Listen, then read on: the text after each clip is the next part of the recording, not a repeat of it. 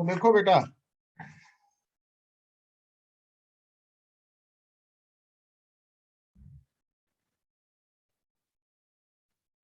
तो last lecture ਜਿਹੜਾ ਸੀ ਆਪਾਂ ਨਾ ਉਹਦੇ ਚ 8 ਕੁਐਸਚਨਸ ਕਰ ਲਏ ਸੀ ਅਸਾਈਨਮੈਂਟ ਤੇ। तो 9th ਕੁਐਸਚਨ ਜੋ ਹੈ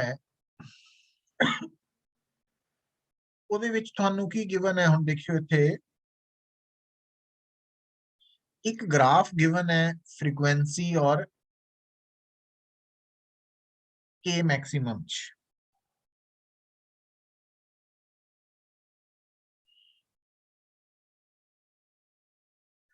तो जो फ्रीक्वेंसी है ना ਉਹਦੇ ਚ ਉਹਨੇ cross 10 raise to power 18 hertz भी लिखिया होया है ना। तो आ वैल्यू जिहड़ी है 6 एंड 2.4 और के maximum into 10 raise to power -15 joule भी है बेटा। तो आ जिहड़ी वैल्यू है this is for threshold frequency. तो थ्रेशहोल्ड फ्रीक्वेंसी आ गई 2 इंटू 10 रेज टू पावर 18 हर्ट्ज। तो जे तुहानू थ्रेशहोल्ड वेवलेंथ कढनी है तो सी ओवर न्यू नॉट तो कट सकते हैं। जे वर्क फंक्शन करना तो h c by lambda naught या एच न्यू नॉट तो भी कट सकते हैं ना। एक तो ये स्टेप आ गया। दूसरा उसने कहा कि प्लैंक्स कांस्टेंट की वैल्यू ग्राफ तो कढनी है। हुण थानू याद होना चाहिए बेटा, ये के मैक्सिमम ग्राफ है ना, के मैक्सिमम और फ्रीक्वेंसी ग्राफ। तो के मैक्सिमम ते फ्रीक्वेंसी का रिलेशन हुंदा दिस वन।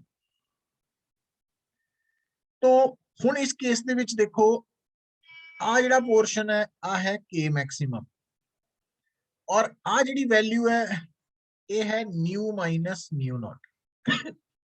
तो ਇਹਦਾ मतलब h की वैल्यू आएगी k maximum over new minus nu not, है ना।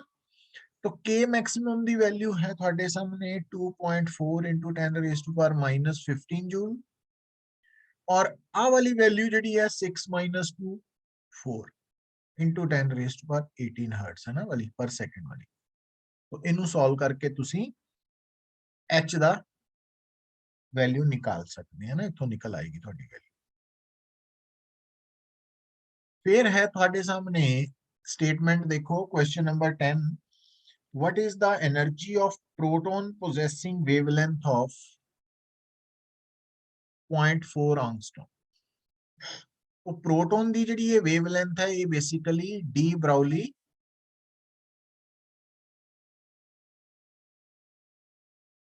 वेवलेंथ है। तो इथों तुसी मोमेंटम भी निकाल सकते हैं h over lambda. H Planck's constant ही है ना, तो पता ही है। और दूसरा उत्तर आप एनर्जी निकालनी जे तो उन्हें क्या होवे काइनेटिक एनर्जी।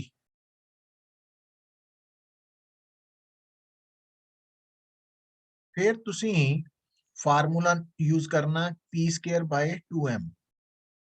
बट अगर वो कह रहा एनर्जी का तो एनर्जी मीन्स टोटल एनर्जी। तो टोटल एनर्जी की वैल्यू तुसी निकाल सकते हैं under root m naught square C4 plus p square C square. तो एम नॉट की वैल्यू प्रोटॉन के लिए कितनी है 1.67 into 10 raise to power -27 kg। C दी वैल्यू बेटा speed of light in vacuum है और पी दी वैल्यू आप इथों निकालांगे और पी दी वैल्यू जी है एच ओवर लैम्डा। एच की वैल्यू तुसी 6.62 into 10 raise to power -34 joule second है और लैम्डा की value 0.4 into 10 raise to power -10 metre है। इथों पी की वैल्यू निकाल के ये पुट करके सॉल्व करके तुसी टोटल एनर्जी भी निकाल सकते हैं और काइनेटिक एनर्जी भी निकाल सकते। तो इसी तरह बेटा अगर तुसी assignment they which question number 11 देखो तो जो क्वेश्चन नंबर 11 है ਉਹਦੇ ਚ ਤੁਹਾਨੂੰ ਪੁੱਛਿਆ ਗਿਆ find the ratio of de Broglie wavelength of proton and alpha particle which have been accelerated through same potential difference।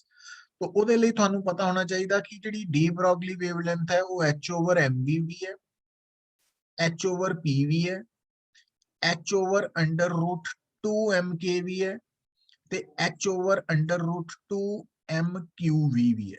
ਇੱਥੇ ਜਿਹੜਾ v ਹੈ that is potential difference। ਆ ਫਾਰਮੂਲਾ ਸੂਟ ਕਰੇਗਾ। तो प्रोटॉन ते अल्फा पार्टिकल दी जो आप रेशो लवांगे है ना इसकी, तो H2 ये कैंसल आउट हो जाएंगे। तो चलो एक बार मैं लिख देना h/√2 mass of proton, charge on proton और V ते अल्फा दे लिए h/√2 mass of alpha particle, charge है 2e एंड V, क्योंकि दोनों सेम पोटेंशियल डिफरेंस तो पास हुए ना। तो H2 2 EV कैंसल हो गए ਤੇ ਨਾਲ ਤੁਸੀਂ ਯਾਦ ਰੱਖੋ ਕਿ m ਅਲਫਾ ਦੀ ਵੈਲਿਊ 4 ਟਾਈਮਸ mp ਹੁੰਦੀ ਹੈ ਨਾ, ਉਹਨੂੰ ਪੁੱਟ ਕਰਕੇ ਤੁਸੀਂ ਸੋਲਵ ਕਰ ਸਕਦੇ ਆ ਸਾਰੇ। अच्छा ਹੁਣ बेटा समझ आ रही है पुत्र? एकम? Yes sir. Gurleen? Yes, sir. हरजशन? Yes, sir. तो जेड़ा क्वेश्चन नंबर 12 है, when a given photosensitive material is irradiated with light of frequency nu, the maximum speed of emitted photoelectrons equals V maximum. The square of V maximum, that is V maximum square, is observed to vary with nu as per the graph shown in। ਹੁਣ ਆ ਦੇਖਿਓ ਪੁੱਤਰ, ਆ ਵੀ ਗੱਲ ਯਾਦ ਰੱਖ ਲਓ। तो ये है V maximum square। तो आ ग्राफ है ना दिता है। सो आ वैल्यू है n, ये होगी थ्रेशोल्ड फ्रीक्वेंसी n। तो आ है L। ਹੁਣ बेटा जे ਆਪਾਂ वर्क फंक्शन ਦੀ वैल्यू ਕੱਢਣੀ ਹੈ ਤਾਂ वर्क फंक्शन ਕਿਹਦੇ ਬਰਾਬਰ ਹੋਏਗਾ? h nu नॉट, तो hn। ठीक है। दूसरी गल देखो ध्यान नाल पुੱਤਰ,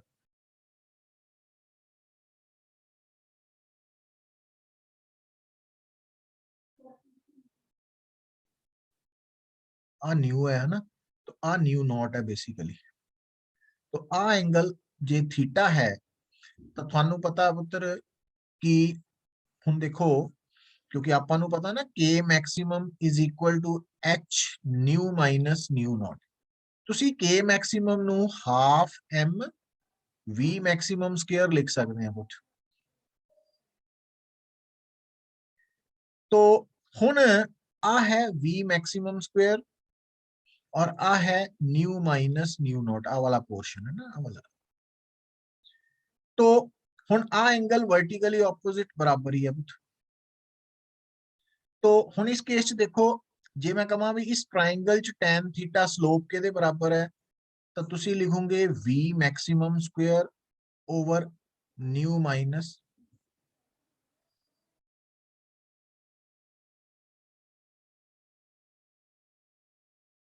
तो ਇਹਦਾ मतलब ਇਹ ਬਣ ਗਈ 2h/m।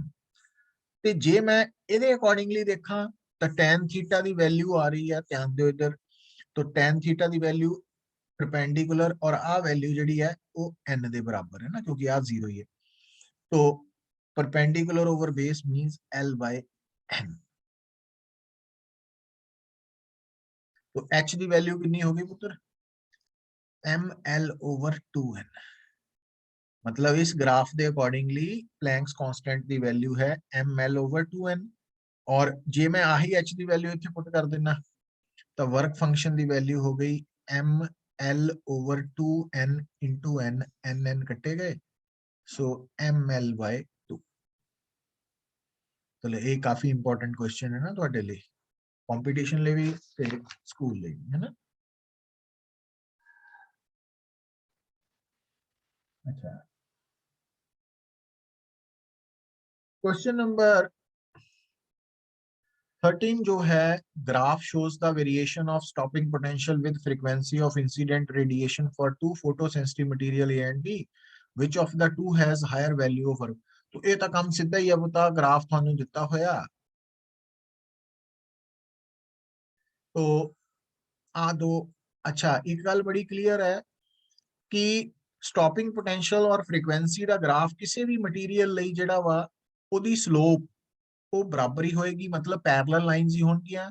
ਤੇ ਆ ਸਟਾਪਿੰਗ ਥ੍ਰੈਸ਼ਹੋਲਡ ਫ੍ਰੀਕੁਐਂਸੀ ਹੈ ਨਾ, ਔਰ ਤੁਸੀਂ ਦੇਖ ਰਹੇ ਆ ਆ ਫ੍ਰੀਕੁਐਂਸੀ ਜ਼ਿਆਦਾ ਵਾ ਥ੍ਰੈਸ਼ਹੋਲਡ बी ਲਈ, तो ਇਹਦਾ वर्क फंक्शन भी ज्यादा होएगा। क्यों? क्योंकि वर्क फंक्शन ਹੁੰਦਾ ਪੁੱਤ h न्यू नॉट ਹੁੰਦਾ ना, तो न्यू नॉट ਦੀ ਵੈਲਿਊ ਜ਼ਿਆਦਾ ਵਾ न्यू नॉट डैश ਨਾਲੋਂ, मतलब A material the threshold frequency ਘੱਟ ਹੈ, B ਦੀ ਜ਼ਿਆਦਾ ਵਾ, तो ਉਹਦਾ ਉਹਦੇ ਅਕੋਰਡਿੰਗਲੀ ਆਨਸਰ ਕਰੀ ਜਾਣਾ ਤੁਸੀਂ। ਅੱਛਾ ਹੁਣ ਅਗਰ ਮੈਂ ਪਹਿਲਾਂ ਹਾਲੇ 13 14 ਨੂੰ ਛੱਡ ਕੇ 15 ਤੇ ਪਹਿਲਾਂ ਆ ਜਾ ਹਨਾ ਸਿੱਧਾ, ਤਾਂ ਕਿ ਆਪਾਂ ਉਹ ਮੈਂ 14 ਨੂੰ ਡਿਟੇਲ ਚ ਦੱਸਦਾ ਤੁਹਾਨੂੰ।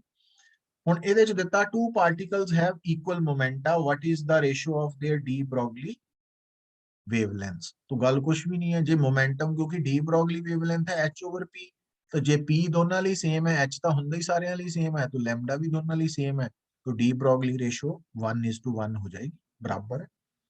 अच्छा ਹੁਣ गल कुछ भी नहीं है, the de Broglie wavelength associated with proton and neutron are found to be equal, which of the two has a higher value for kinetic energy? फिर देखो ਹੁਣ जो de Broglie wavelength for proton ਤੇ neutron ਹੈ ਉਹ equal है, तो lambda ਦੀ value ਦਾ ਸੰਬੰਧ kinetic energy ਦੇ ਨਾਲ ਕਿੱਦਾਂ ਵਾ? lambda is equal to h over under root 2m k।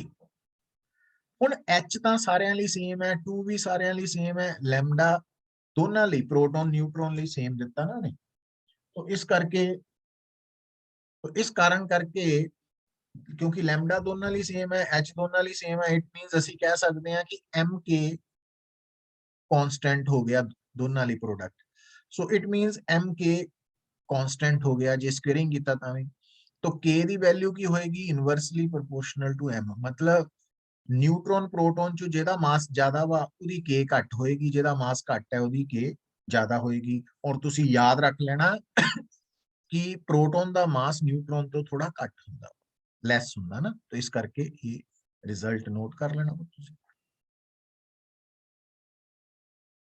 अच्छा ਹੁਣ ਜਿਹੜਾ 17th प्रॉब्लम है, ਕਹਿੰਦਾ proton and electron have got the same de Broglie wavelength। ਹੁਣ ਇਹਦੇ ਚ ਇੱਕ प्रोटॉन है एक इलेक्ट्रॉन है, और दसो कहता de Broglie wavelength दोनों दी सेम है पुੱਤ बराबर है, तो ग्रेटर टोटल एनर्जी ਕੱਢਣੀ है। ਹੁਣ टोटल एनर्जी ਦਾ ਸੰਬੰਧ ਕੀ ਹੈ? Under root m naught square c4 over plus p square c square. ਹੁਣ क्योंकि दोनों ਦੀ प्रोटॉन इलेक्ट्रॉन ਦੀ lambda de Broglie wavelength same है, इस करके दोनों ਦੀ p भी सेम होनी है ना, क्यों? क्योंकि p ਹੁੰਦਾ h by lambda, ਇਹਦਾ मतलब ਆ ਪਾर्ट दोनों ਲਈ सेम है। ਹੁਣ ਆ ਪਾर्ट अगर दोनों ਲਈ सेम है ਤਾਂ रेस्ट मास प्रोटॉन ਦਾ ਜ਼ਿਆਦਾ ਹੁੰਦਾ ਇਲੈਕਟ੍ਰੋਨ ਨਾਲੋਂ, ਇਹਦਾ मतलब टोटल एनर्जी प्रोटॉन ਦੀ ਜ਼ਿਆਦਾ ਵਾ ਇਲੈਕਟ੍ਰੋਨ ਨਾਲੋਂ। समझ आ रही गल?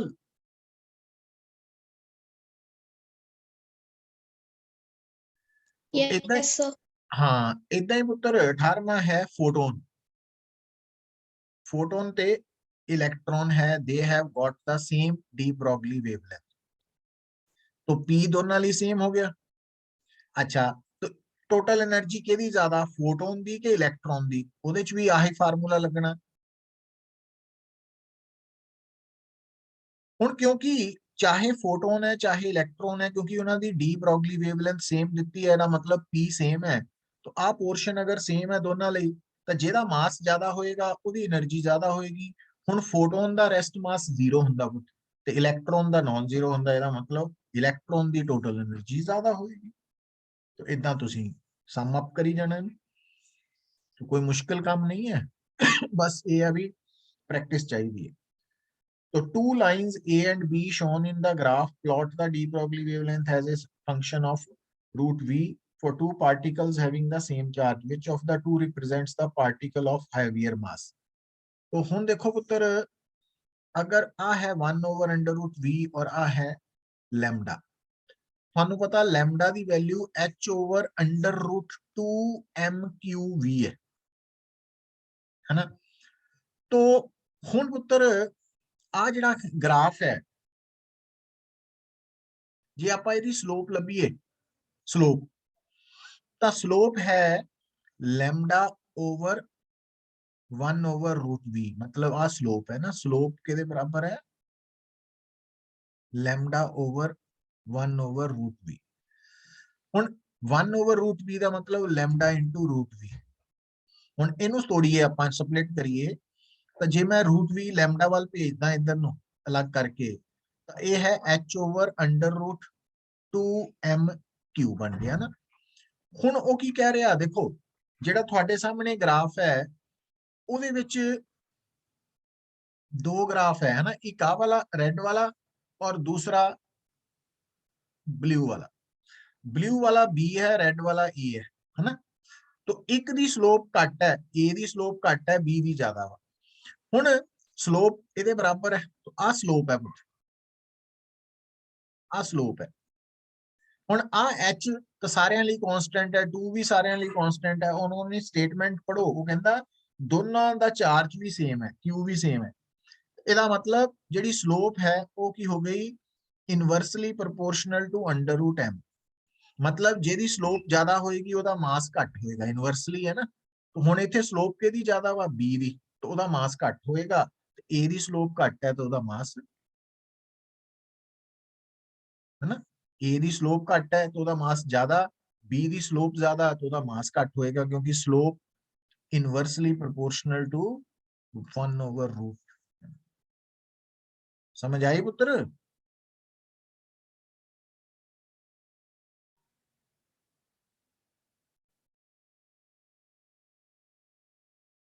अच्छा, यस सर। तो इदा ही पुत्र ਇਹਦਾ लास्ट क्वेश्चन ਜਿਹੜਾ ਵਾ ਅਸਾਈਨਮੈਂਟ ਦਾ ਆਪਾਂ ਕਰ ਰਹੇ ਹਾਂ ਨਾ। तो मतलब इस तो इलावा भी न्यूमेरिकल्स ਤੁਸੀਂ प्रैक्टिस कर सकते हैं, पर मैं लगभग सारे न्यूमेरिकल्स ही टॉपिक ਦੇ कवर कर ਲਏ ਆ। तो ਕੱਲ ਨੂੰ ਤੁਹਾਡਾ ਟੈਸਟ ਹੋਏਗਾ, ਕੱਲ ਨੂੰ ਕਲਾਸ ਨਹੀਂ ਹੋਏਗੀ, ਕੱਲ ਟੈਸਟ ਤੇ ਦਿਓ। ਪਰਸੋਂ ਨੂੰ ਤੁਹਾਡੀ ਜਿਹੜੀ ਹੈ ਉਹ ਆਪਾਂ ਸ਼ੁਰੂ ਕਰ ਲਾਂਗੇ ਐਟਮਸ ਨਿਊਕਲੀਆਈ ਵਾਲਾ ਹੈ ਨਾ ਟੌਪਿਕ, ਉਹਦੇ न्यूमेरिकल्स ਕਰਾ ਦਾਂਗਾ। ਤੇ ਫਿਰ ਉਹ 2-3 ਦਿਨ ਲਗਾ ਕੇ ਫਿਰ ਉਹਦਾ ਟੈਸਟ ਹੋ ਜਾਏਗਾ। ਫਿਰ ਸੈਮੀਕੰਡਕਟਰਸ ਦੇ ਕਰ ਲਾਂਗੇ, ਫਿਰ ਈਐਮ ਵੇਵਸ ਦੇ ਕਰ ਲਾਂਗੇ, ਫਿਰ ਲਾਸਟ ਤੇ ਆਪਟਿਕਸ ਤੇ ਪਹੁੰਚਾਂਗੇ। तो ਹੁਣ ਤੁਹਾਡੇ ਐਗਜ਼ਾਮ ਕੋਈ ਡੇਟ ਆਈ ਹੈ, ਆਈਡੀਆ ਆਇਆ?